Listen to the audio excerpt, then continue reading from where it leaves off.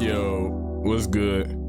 It's your boy Naughty, man, at Nocturnal Gaming, and the MK DLC just got released. I just got a chance to watch it, so I wanted to sit down and get my takes. Of course, everything ain't gonna be good, everything not gonna be bad, but I gotta talk my shit too, man. I gotta get my opinion on things. So let's start off with the story. Story looks good, man. I'm happy for Havoc. Havoc, low key, one of my favorite characters on the roster, and I'm finally happy that he's finally getting his time to shine. He's finally getting a chance to be a badass. I probably will play it just so I can finish up the story. I didn't get a chance to finish the story out. I mean, I did finish the story, but I don't want to, go without finishing the story. So I probably will end up copying it just to finish the story because it looks good. The cinematics look good, and I hope they do something real interesting with the ending this time because the last ending wasn't too good in my book. So yeah, the story looks good, man. We'll just leave it at that. And then let's get into the characters, man. Behind, man. Behind looks dope, man. They transformed him, man. He's gonna come back as Noob, and a lot of people was wishing for, hoping for Noob to come back, and he does like a goddamn can of Monster Energy. That shit was funny as hell. But yeah, he looks dope, man. His voice acting actually matches him.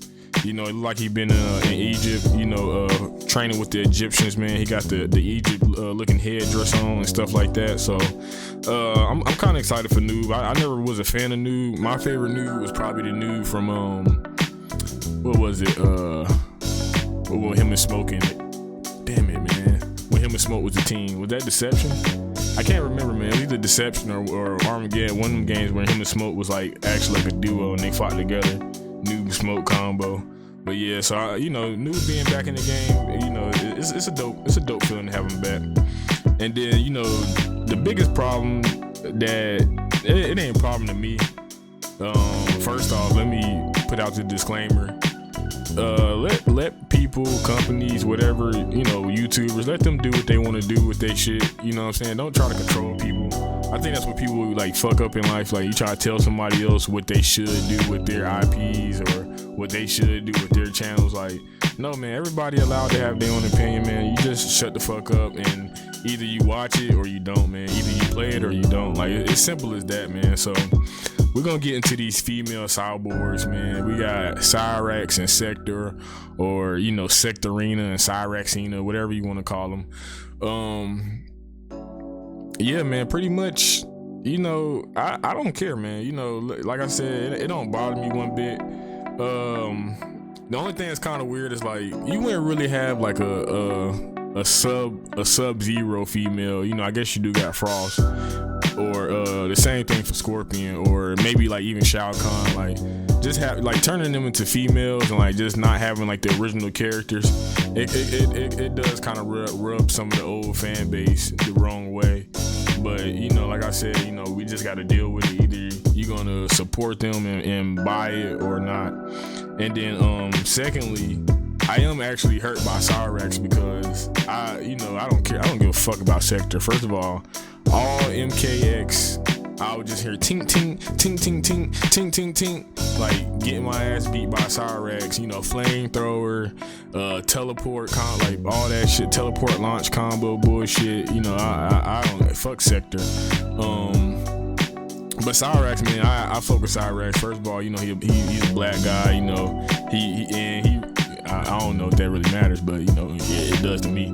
And then he was hot in MK11, man. He actually came out in the story mode and helped out, shutting down Sector, shutting down the cyber initiative. I remember somebody was like, yeah, we gonna bring you back. I'm pretty sure it was Sub-Zero, but however it went down, I wish I would have got to see more of that, man, because he just kind of like passed out or he died or whatever happened to him in MK11. And we didn't get to see much more of him after that, so I wish we could have got the OG Cyrax. Sector, I don't give a shit about. And then lastly, man, their designs is like they're too similar. Like they both got the green eyes, which I don't know. Like I could see Cyrax with the green eyes, but why does Sector have green eyes? And then like the helmets look the same, and then the costumes are like they barely, like you can barely tell the difference between them. and I feel like they lack a lot of personality, you know. So I wish they would have did something on the surface to make them stand out a little bit more. Once again, them being females, you know, it is what it is. I'm not gonna play either one of them anyway, so it is what it is. Let's get down to the guest characters. You know, everybody complains about guest characters, but you know that they're here to stay. You know, it is sad that we don't get to see a lot of those older MK characters. You know, Husao or Hotaru.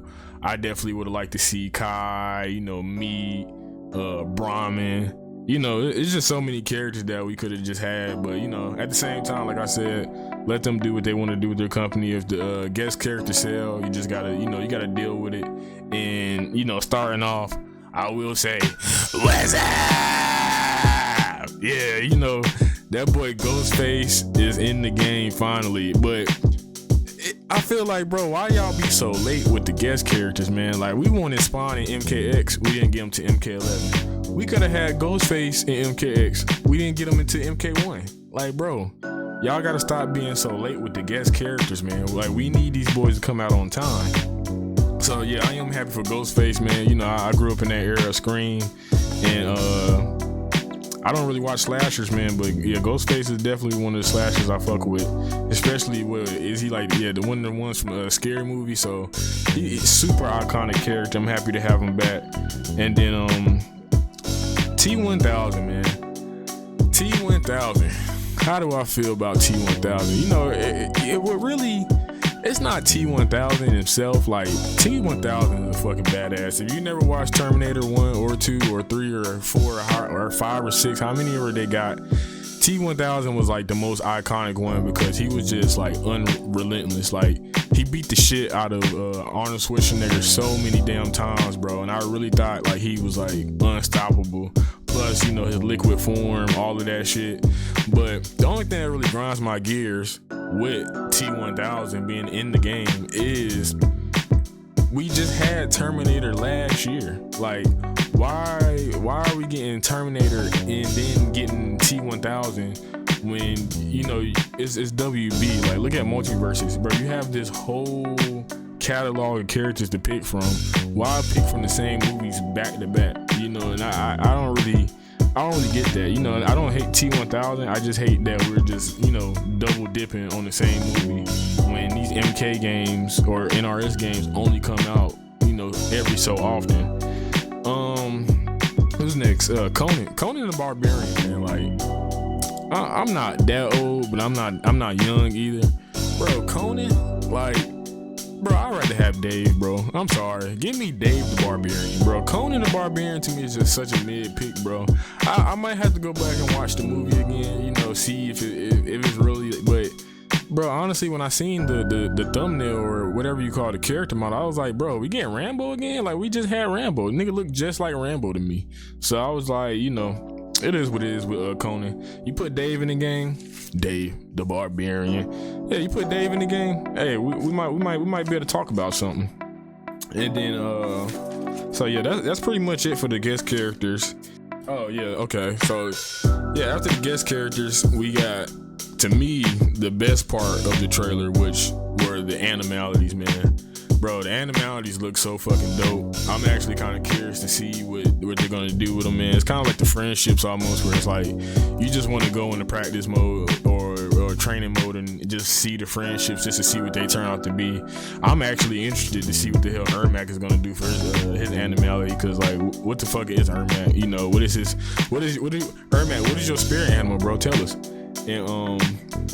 And Melina's, bro, her turning into a praying mantis, doing her, like, you know, cannibalism shit, and then splitting the nigga in half.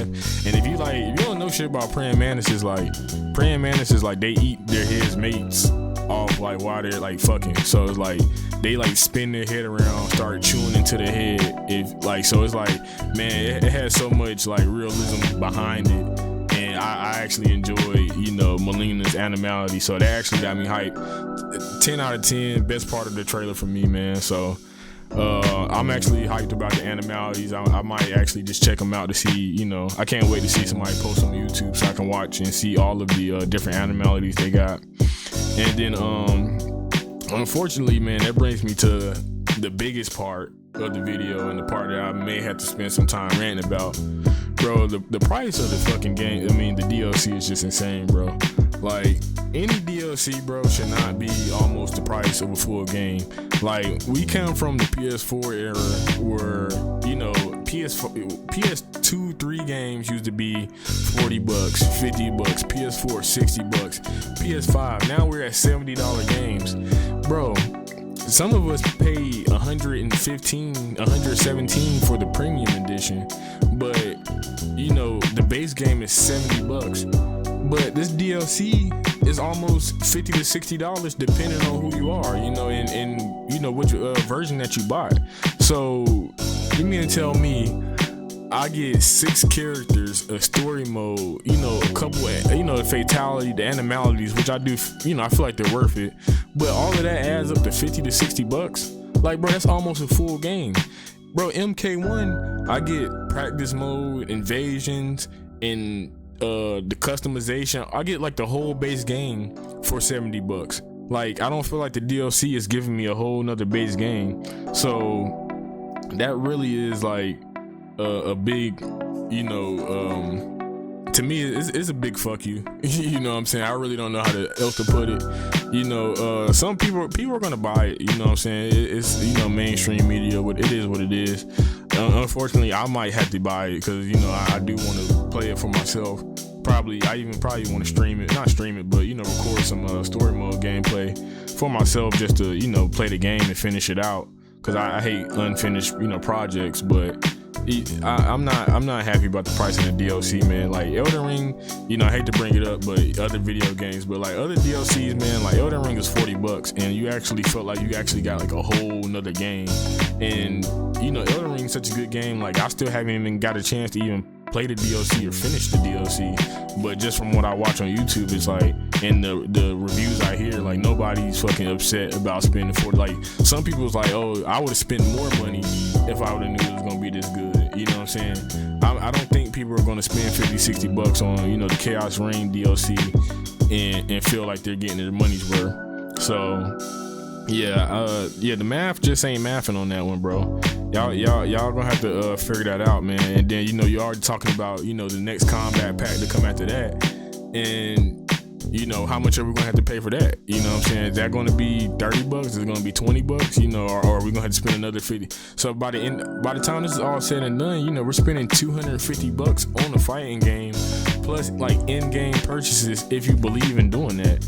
I just feel like these business practices are definitely getting out of hand. But you know, you're the consumer at the end of the day, man. You gotta be the one to decide if you spend your money or not. If you got it, you got it. Hey, if you don't, hey, I recommend you don't. You know, that it's as simple as that. And then yeah, that just brings me to, like, you know, the ending. I don't really think, you know, my conclusion, I guess, I don't really think that this is gonna be enough to revive the MK fan base, because you know the people that play MK are gonna play MK, and the people that don't aren't gonna play it. So, you know, I think that, you know, the lines have been drawn, and people have chosen sides. You know, I enjoy MK. I don't play it as much as I should. I would like to play it more, but then, you know, sometimes I just get too tilted, man. Like cameos really, like, they really kind of like turn me off, man. I really would prefer a 1v1 fighting game, but you know, I'll give it a try sometime, man, especially with the DLC coming out. You know, I'll give it another try. Maybe I might be able to change my mind. But like I said, man, at the end of the day, man, if you don't take anything from, you know, this whole experience, you know, especially when you're watching other YouTubers or hearing other people's opinions, bro, let people do what they want to do. You know, Warner Brothers, NRS, they're in control of this IP. They get to you know, decide what the final say is on whatever. If they want to change something, you gotta let them do that, bro. You know what I'm saying? And it is what it is. You know, you decide to spend your money on it, you're supporting it. If you don't, you don't. But don't sit there and complain and try to tell them what they should do with their shit, because, you know, it's like you coming to my house and trying to tell me, hey bro, like I had a girl one time, she's like, I don't like the way you leave your cabinets open. Oh, well, fuck you. You know what I'm saying? Like, these are my goddamn cabinets. If I go in there and get a snack and I end up leaving them open and shit, I just left it open. You know what I'm saying? Why the fuck do you have a problem with it? You don't pay my rent. You know what I'm saying? You don't pay my mortgage. So that's how I feel about, you know, people. That's how people should just mind their fucking business and, you know, find something else to play. You know, even though this might be your favorite franchise, or, you know, even if you know, if you hate the people that comment on it, bro, consume what you want to consume, and if it bothers you, don't consume it. You know, so that's really all I really have to say about it. You know, I just had to get on here and get my opinion real quick on the DLC, and hopefully you guys give it a listen, and let me know how you feel down in the comments, man. I definitely plan on making more discussion content, and then I definitely plan on checking out the story mode at least. I might play the game, you know, I gotta get, you know, once all the hype calms down with Ermac and Takeda and all that stuff, you know, people aren't really, everybody's not using the same character, I'll go back and play my mains. You know, Ermac and Takeda are definitely one of my mains from MKX, so I'll definitely go back and try to play them and get some videos posted up on my channel. And yeah, like I said, man, that's all for me. Peace and have a blessed day. Naughty out.